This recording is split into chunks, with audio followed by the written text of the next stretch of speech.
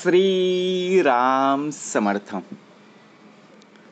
समर्थांनी एक सुंदर असा बोध आपल्यासाठी प्राप्त करून दिलेला आहे.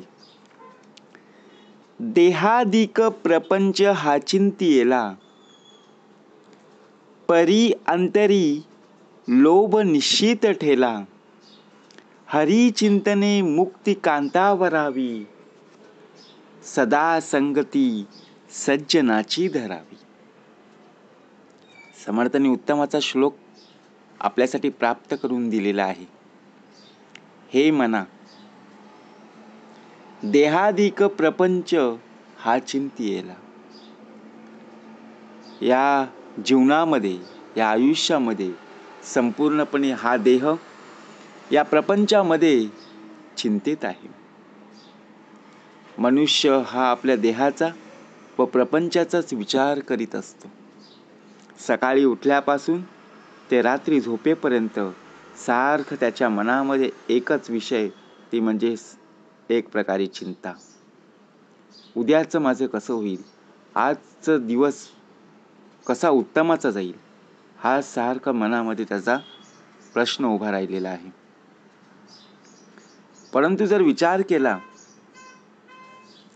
प्रपंचामध्ये आपल्याला उत्तमाचं राहायचं आहे, मग आपण चिंतेमध्ये का? चिंता आपल्याला का सतावत असते? परी अंतरी लोभ निश्चित ठेला. मनात प्रपंचाची आसक्ती निर्माण होत असते, कारण आपल्या अंतरी लोभ आहे. आपल्याला थोडंसं जरी मिळालं तरी आपली इच्छा पूर्ण होत नाही. आपल्याला अजून हवं असतं. एक मिळालं तर अजून दुसरं मला पाहिजेच, हा अट्टास, हा हट्ट आपण मनाशी बाळगत असतो. मग प्रपंचामध्ये आपण चिंतित का असतो, याचं अजूनपर्यंत आपल्याला बघा प्रत्यक्षपणे उत्तर मिळाले नाही. सर्वजण संसार प्रपंचामध्ये अडकलेले आहेत, परंतु कोणीही सुखी नाही. प्रत्येकाला कुठल्या ना कुठल्या तरी बघा अडचणींशी सामना करावा लागतो.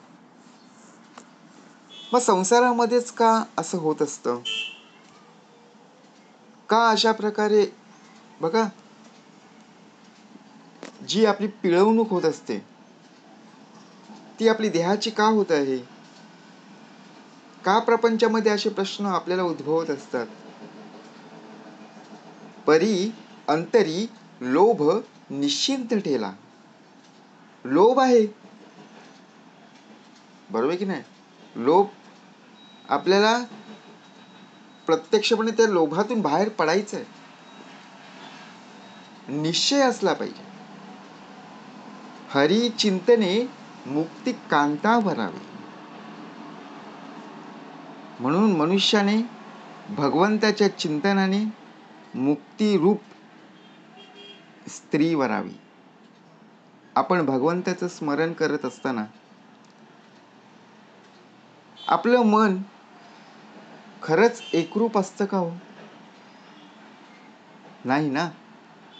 म्हणजेच आपलं मन संपूर्णपणे जर पाहायला गेलो ते चंचल आहे. मग भगवंतांचं चिंतन ज्यावेळी आपण करत असतो, ते भगवंताच्या चरणी पोहोचेल का हो? संपूर्णपणे देह हा भगवंताच्या चरणाशी बसलेला आहे, परंतु या देहाचं जे मन आहे ते एकरूप नाहीये, ते चंचल आहे.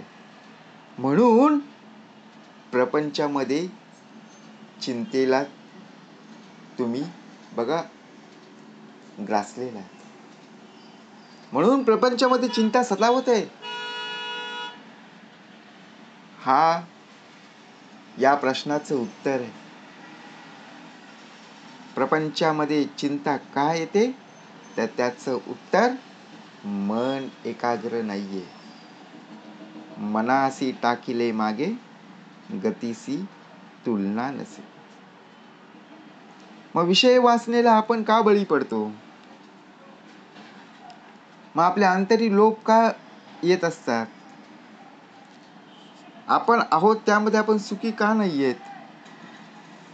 विचार करायला हवं ना. हरिचिंतने मुक्तिकांता भरावी. आपण जेवताना सुद्धा स्मरण घेऊन जेवतो की नाही? वदनी कवळ घेता नाम घ्या श्रीहरीचे, सहज हवन होते नाम घेता उकाचे, जीवन करी जीवित व अन्न हे पूर्ण ब्रह्म, उदर भरे नोहे जाणीचे यत्न कर्म.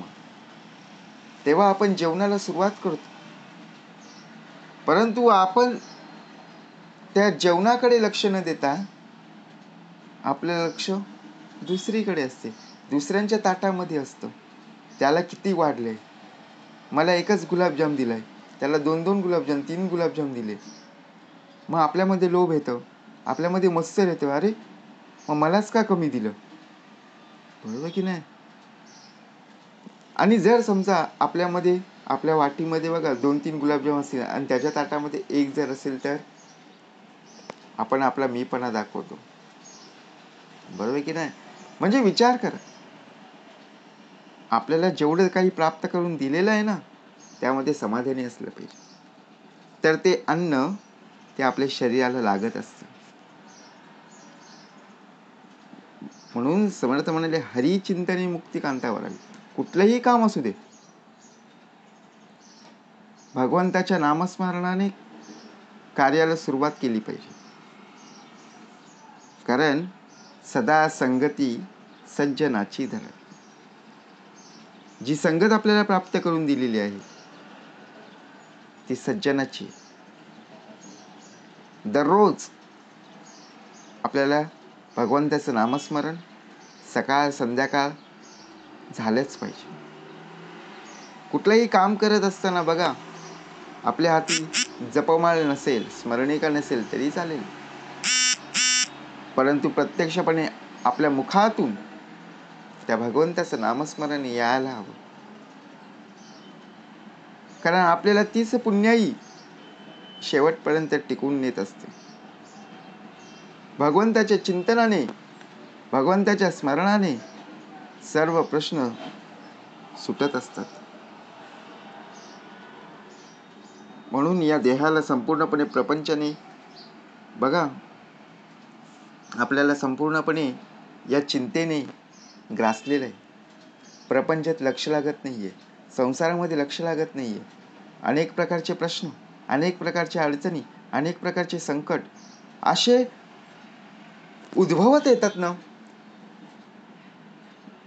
ते आपल्याला सांगून येत नाही.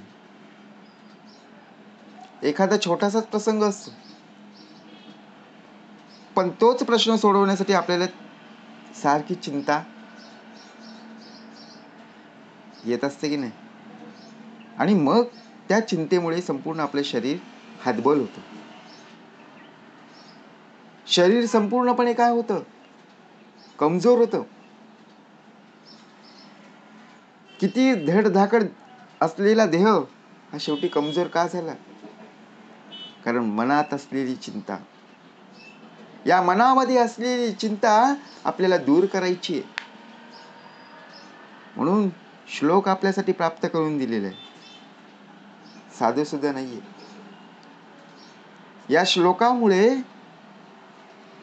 प्रत्यक्षपणे एक एक बोध या मनाला बघा पूर्णपणे स्वच्छ आणि निर्मळ करत असते. कारण खुद्द भगवंताचं वचन आहे. देहाला दिलेले नाहीयेत हे श्लोक, मनाला दिलेले आहेत.